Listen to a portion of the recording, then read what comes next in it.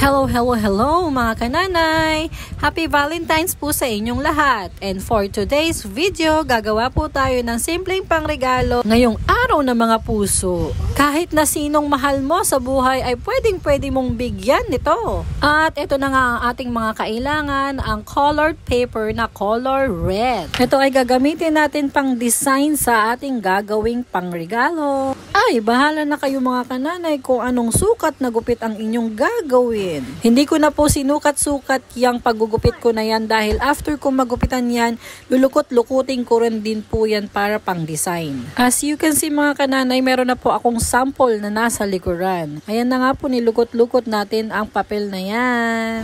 At eto na ang resulta ng paglulukot-lukot natin. O, diba? Mukha lang siyang basura.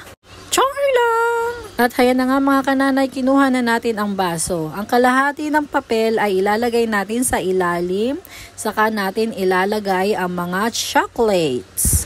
Isa-isa natin isalansan ng maayos sa loob ng baso ang mga tsokolate para man lang presentable ang iyong ibibigay. Siyempre, magbibigay ka na nga lang, no? Hindi mo pa ayusin. Char lang! Kahit na anong chocolate ay pwedeng-pwede nyong ilagay dyan. Kahit candy, mga ganon. Bahala na po kayo kung anong ilalagay nyo sa design. At hayan na nga, kunwari sinukat ang cup pero nakalimutan ang papel para sa ibabaw. Pagpasensyahan nyo na ang kananay nyo dahil minsan ay makakalimutin na din talaga. At hayan na nga mga kananay, nalagay na natin ang papel at ang takip ng plastic cap. Simple lang siya mga kananay at madaling gawin. At unlike last year na gumawa tayo ng bouquet, ay Diyos mio, hirap na hirap ang kananay nyo. Sa pagfo-fold pa lang ng mga papel para sa bouquet, ay napunit na lahat-lahat bago pa mabuo ang bouquet. Diyos mio.